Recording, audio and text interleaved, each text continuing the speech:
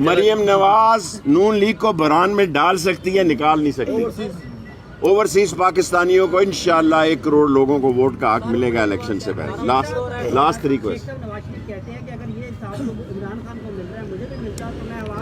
حضور والا نواز شریف آئے، یہ لال حویلی سے مطالبہ ہے کہ نواز شریف آئے اور الیکشن میں حصہ لے اور دیکھے کہ جو غلط فہمی اس کی ہے اس کی بھی ہوا نکل جائے، ورنہ انہوں نے کہنا ہے کہ ہماری ضمانتیں اس لیے ضبط ہو گئی کہ نواز شریف نہیں آیا۔ ابھی کہنا شروع ہو گئے ہیں کہ مریم سے کام نہیں بنا، نواز شریف کو لانا پڑے گا، اس کو بھی پلر بہت زیادہ گر رہے ہیں ذرا، اور چھوڑو پر اس چھوٹے لیول کی بات۔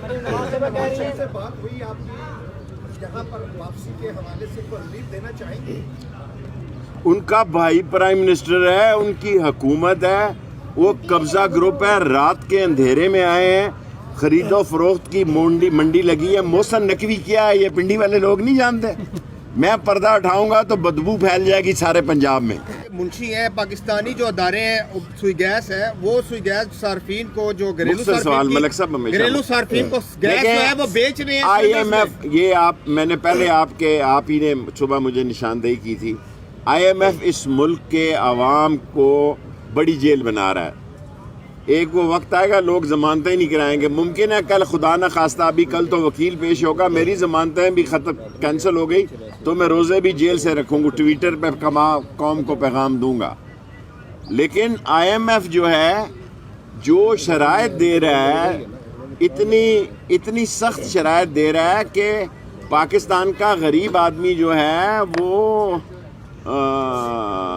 بہت بڑے معاشی عذاب میں داخل ہو رہا ہے، اور آئی ایم ایف کے بغیر ان کا گزارا نہیں۔ لیکن میں چین کو لال حویلی سے سلام پیش کرتا ہوں جس نے اس مشکل وقت میں پاکستان کا ساتھ دینے کا اعلان کیا۔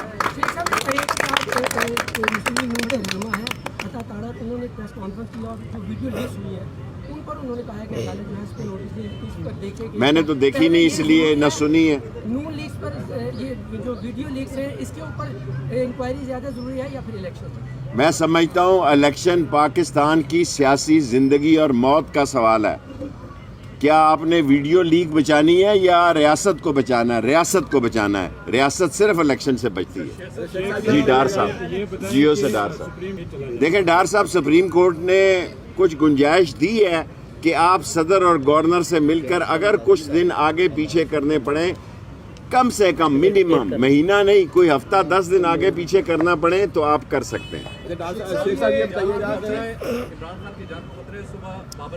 جناب علی، خود عمران خان صاحب نے مجھے پرسوں یہ بات کی ہے، میں نے ان سے کہا کہ آپ کو اگر یہ الیکشن کی ڈیٹ نہیں آتی تو عوام میں نکلنا چاہیے۔ انہوں نے اپنی سیکیورٹی کے خدشات مجھ سے ڈسکس کیے۔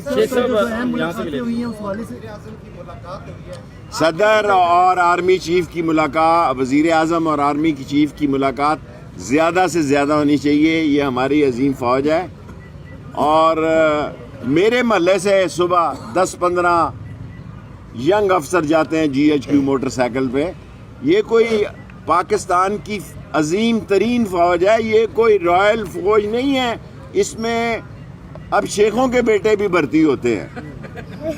اب آپ دیکھیں میں جہاں کونسلر بنا، اشرف سینڈو صاحب یہ میرے آئیڈیل تھے، ان کو دیکھ کر میں کونسلر بنا، جو کہ لیفٹیننٹ جنرل افتخار